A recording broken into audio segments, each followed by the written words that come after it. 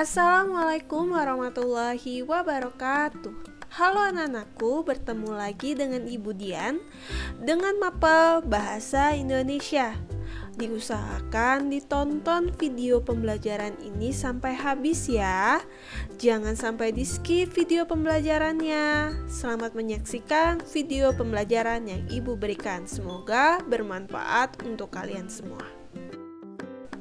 Oke, pada pertemuan kali ini kita akan bersama-sama membahas mengenai materi teks debat. Selamat menyaksikan video pembelajarannya ya.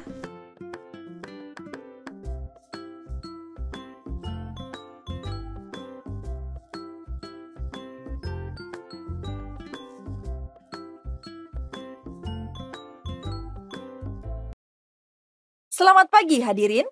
Selamat bergabung di kompetisi debat SMA Ruang Raya Jakarta. Debat kali ini yaitu tentang dilema penggunaan plastik antara efisiensi dan kerusakan lingkungan. Telah ada bersama kita dua kelompok yang akan saling berdebat pada kesempatan kali ini. Di sisi kanan saya ada tim afirmasi dan di sisi kiri saya ada tim oposisi. Tanpa membuang waktu lagi, mari kita simak pernyataan pertama dari kedua tim mengenai dilema penggunaan plastik antara efisiensi dan kerusakan lingkungan. Waktunya hanya 2 menit. Kepada tim afirmasi, dipersilakan. Menurut kami, plastik merupakan material yang praktis, hemat, dan tepat yang telah terbukti memudahkan kita dalam menjalani kehidupan. Banyak benda-benda yang kita gunakan terbuat dari bahan plastik yang terbukti lebih mudah dan murah digunakan. Tidak hanya kantong belanja, tetapi juga peralatan makan dan minum, bahkan perabotan rumah tangga. Antara plastik dan kerusakan lingkungan bukanlah hal yang berhubungan. Plastik tidak memberi andil bagi kerusakan lingkungan. Manusia selaku pengguna plastiklah yang menyebabkan lingkungan itu rusak. Jika yang memproduksi, mendistribusikan, dan mengonsumsi plastik adalah manusia, atau dengan kata lain manusia adalah subjeknya, mengapa plastik yang hanyalah objek justru dikambing hitamkan atas kerusakan lingkungan yang terjadi? Menurut kami, mengambing hitamkan plastik bukanlah hal yang tepat dan tidak dapat diterima dengan akal sehat. Luar biasa. Beri tepuk tangan untuk tim afirmasi. Selanjutnya, dipersilakan kepada tim oposisi untuk memberikan pernyataannya. Waktunya 2 menit, dimulai dari sekarang. Kami tidak sependapat dengan kelompok Anda. Plastik merupakan material yang tidak dapat terurai dengan cepat. Membutuhkan waktu ratusan tahun bagi mikroorganisme untuk dapat mengurai limbah plastik. Penggunaan plastik berdampak negatif bagi lingkungan.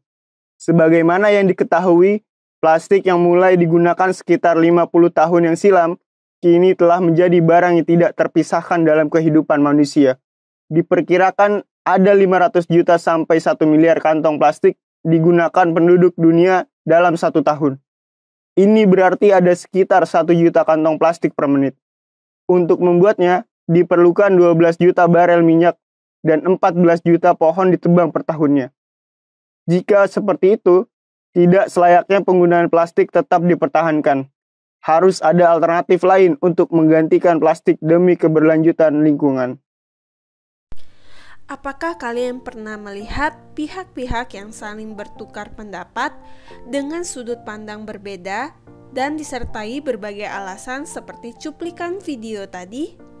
Tetapi hal tersebut bukan dilakukan untuk sekedar beradu argumentasi, melainkan untuk memecahkan suatu masalah sebagai esensi utamanya.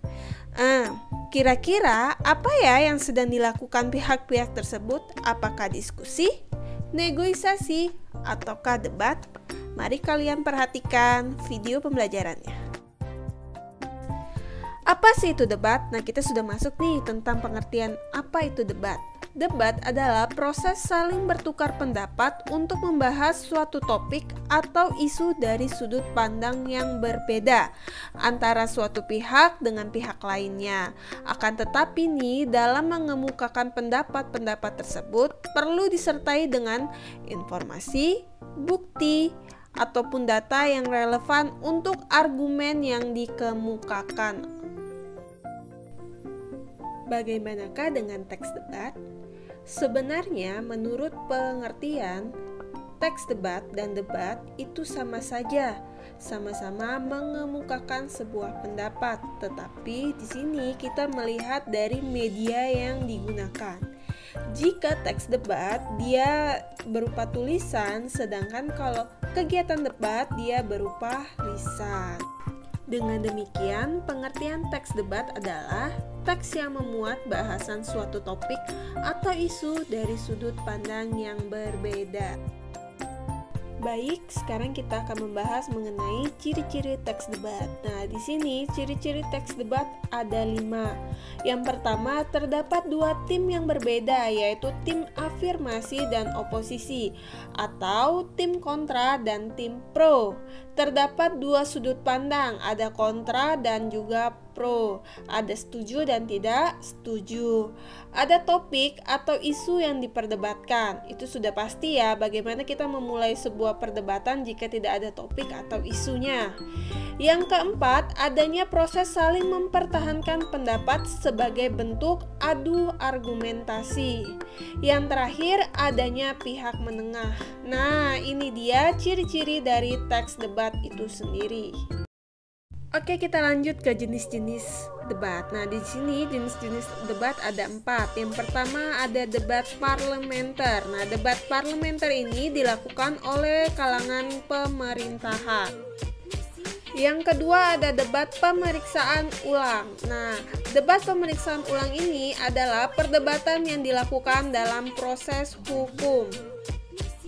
Yang ketiga ada debat konvensional, formal, atau juga pendidikan. Nah, debat ini dilakukan oleh siapa saja secara umum. Gunanya untuk memberikan kesempatan bagi 2 tim pembicara untuk mengemukakan sejumlah argumentasinya.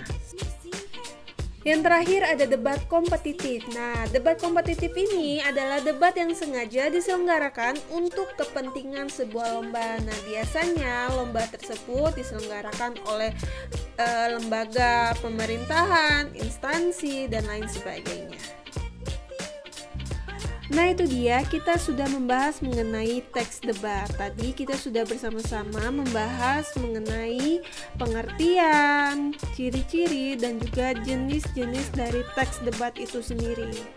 Oke, silakan kalian sekarang tuliskan kembali di kolom komentar apa saja sih ciri-ciri dari teks debat itu sendiri.